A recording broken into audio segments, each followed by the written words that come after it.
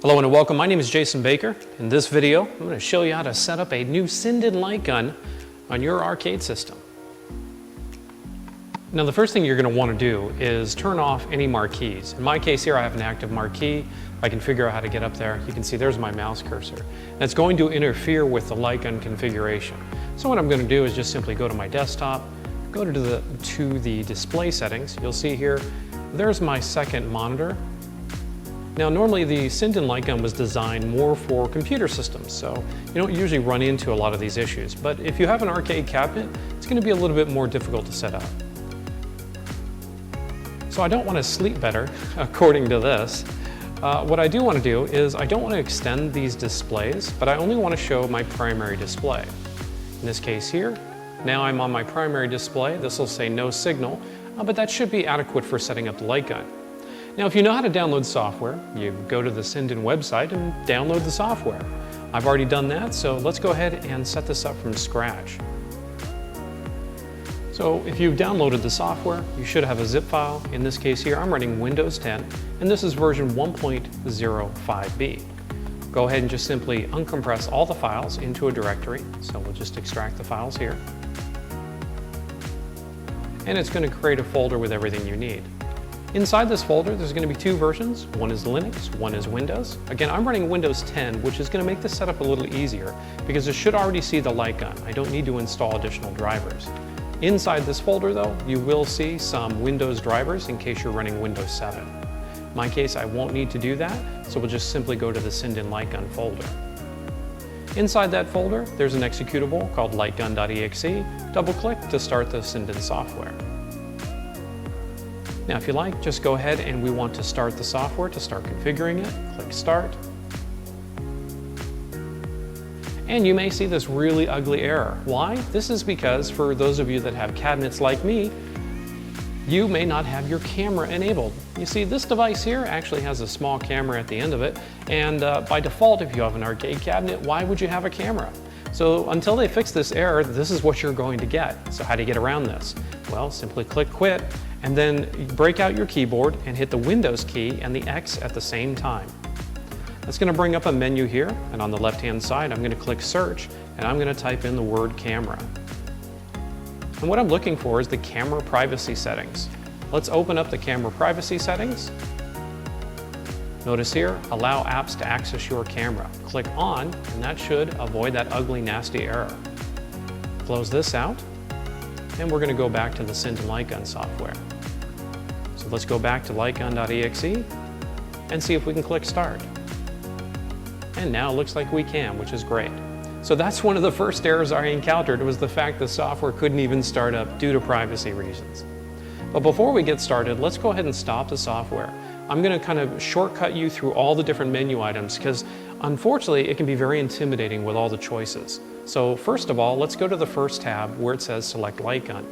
In the box here, it should show the light gun if it's been discovered by Windows. It has a COM3 in my case. We're going to click on the Select Light Gun button.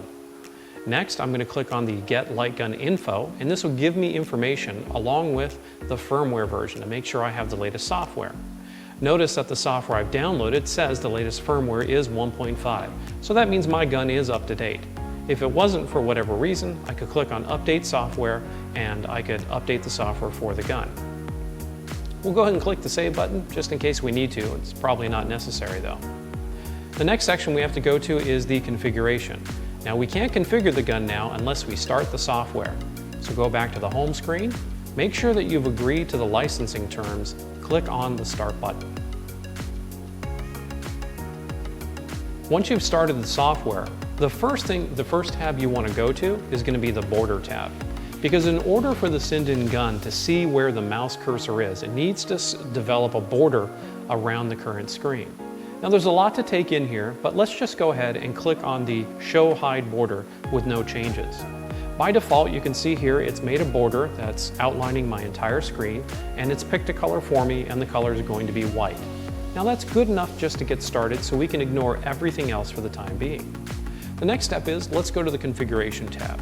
Now there's a lot to see here, but you don't need to do a whole lot to get this configured. The first thing I'd recommend is go down here to Sleep Mode. turn off sleep mode. You don't want the gun to go to sleep on you, especially while you're configuring it. The second step is these black boxes. What it's actually showing you is the camera. So notice here I'm pointing at the screen and there goes my mouse cursor with it. So obviously we need to do some kind of calibration. Now I think I'm a little close to the screen, so let's go ahead and step back and see what the Sinden light gun sees. Now you'll notice on the right-hand screen there's a little bit of blue that's showing. That's where the Sinden light gun thinks that the borders are. Look at how small that is. It's actually seeing this white configuration box. So what I need to do is adjust the camera settings because I'm in a little bit darker condition for the Sinden light gun to see this appropriately. So what I'm going to do is set the gun down, but I'm going to point it at the seat so this way the camera doesn't interfere with the mouse. Now what you can do is there's some pre-default settings. These are camera settings at the bottom. You can experiment to see which ones work. So here I've clicked on default and OK, and let's see if the default camera settings help. No, the cursor's bouncing around everywhere, and you can see in the right-hand box that it's still not seeing the outline borders. So it seems like it might be too dark in this room. Well, fortunately there's a setting here called dim display. Let's try that one. So it's making changes to the camera settings, and we'll see if that's enough. No, mouse cursor is still bouncing around and it's still not recognizing the larger wide screen. It thinks that the small configuration is where it should be at. So what we're going to have to do is probably manually configure this. So now let's go to the left-hand side. You can adjust contrast and brightness. What I found is easier, just simply increase the exposure. Notice the exposure is at -9. I'm going to go ahead and change that to say a -7. I don't know why, it's just simply a bigger number. So let's click on set and let's see what the cameras look like now. So notice here you get a much better view so you can see my control panel and lights, and it looks like the Sinden light gun is pretty good. Look at how smooth the mouse cursor is. I'm moving my gun left and right. Okay, can't get too close it looks like, but it is seeing the outline border. So that blue sets of lines filling in is positive confirmation that I think we have the right camera settings. All right, so now all we have to do is save these camera settings. There's a section here called Burn to Light Gun. What it's going to do, it's going to save that calibration to the gun itself. So if I move the gun elsewhere, it will have these existing configurations.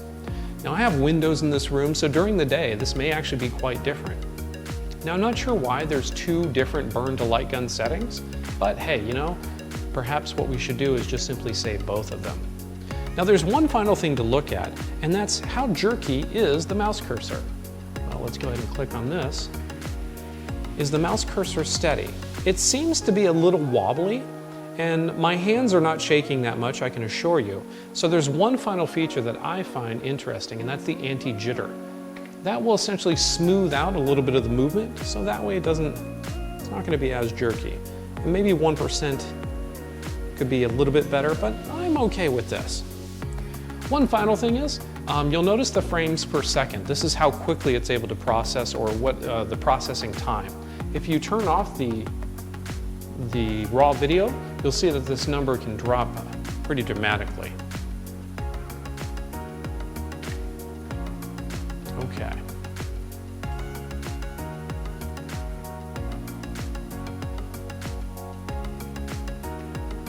All right, there goes our number. We're down to 3 seconds. That's really good. So we're getting very low latency, and that should really improve our accuracy. Okay, now there's 2 more fine-tuning sections that you want to do next. First, let's go to cursor offset. And again, these can be some quite confusing settings, but what you want to do here is make sure the enable Y offset for alignment is set, and then put in the configuration for your television. In my case here, I had a 50-inch television, so we'll go ahead and just, you know, type in, well, we'll change it from 20 now, back to 50. And basically, I'm just telling the Sinden software exactly how big the TV is so it can make some fine-tuning mathematical adjustments. Now finally, let's take a look at the alignment section. This is where you can really fine-tune the configuration of your gun, because now we know it can see the border. How accurate, though, is this mouse cursor? So here's a little trick. You can actually look at, we have a little D-pad here on the gun. Hold this down for 3 seconds, and then you're going to point looking down the sights. You're going to shoot the target. So I'm going to hold this down here for 3 seconds, and it's going to put the cursor there in the middle. So now I'm going to try to aim at this right directly. And now that I've tagged it, well, it's actually, when I'm looking at it, it's a little bit too high and to the left. And so what I can do is I can adjust that. Now it's going to be kind of hard to do that from the keyboard. So what I'm going to do is I need to move that cursor down a little bit. So I can click on one of these buttons here to adjust that. So I'm going to shoot this one. This is going to be a big move down.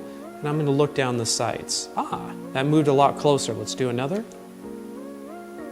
And another. And it's almost exactly where I want it from a top-down perspective. Okay, one more time. All right, now it's a little bit to the left, so I'm going to just click on this button as well. So this lets you really fine-tune your sights, and this to me is just about perfect. I think I went a little too far to the right. There we go. Now, according to me, I'm looking right down my sights and this looks pretty straight. So I'm happy with these fine-tuned settings. Let's go ahead and save these alignment changes. And now one final thing to give you is let's take a look at what all these buttons do. These buttons are actually mapped to different services that we're going to be using in games. So once you go to the button assignment, just take a look at what it is. Notice here that the trigger is assigned to mouse left, and that's fine. The pump is mouse right. And then we actually have these buttons will be mouse right and mouse left. And it looks like the front right button, so that's going to be, this is the front right button here, that's going to be the number 1. So if you remember in MAME, 1 I believe should be for coin, and, or no, 1 is going to be player 1 start. But notice here on the right hand side, there's also a number 5. What this means is, if you are pointing at the screen and you hit this left front button, it's going to enter a number 1 on the keyboard. If you're pointed off the screen and you hit that 1 button, it's going to enter a number 5. So number 1 will start the game, but I believe 5 in MAME is going to be the insert coin. So remember, you can have different button configurations, whether you're pointing at the screen or pointing off the screen. Now from that, let's go play some MAME games. So here I'm in Arcade, and what we'll do is do a quick search for Area 51.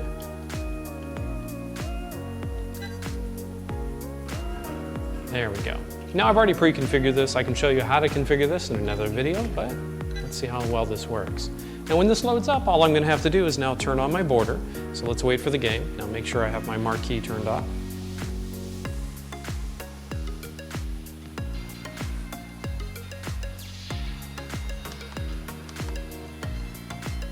All right, and let's play.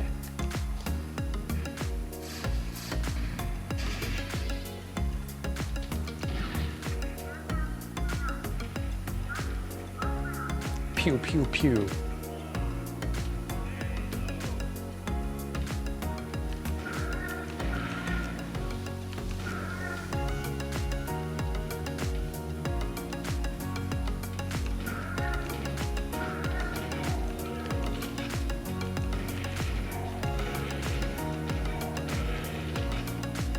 I like blowing up stuff just because I can.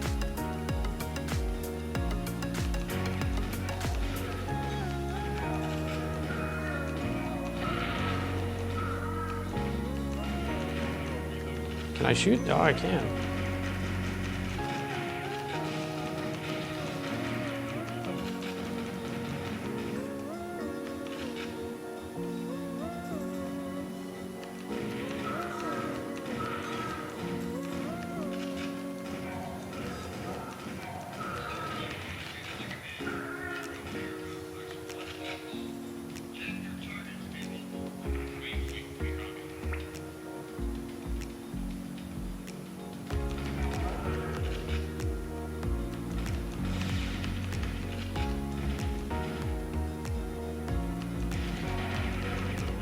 Oh! He takes multiple shots, that's why he's wearing purple. I mean, who wouldn't think of that, right?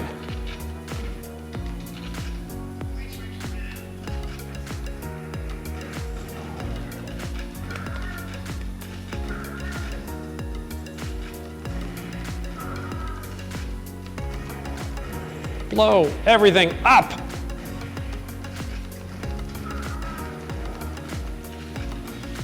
Ah. Well, there you go. In just a couple minutes, we're up and running with the Sinden light guns.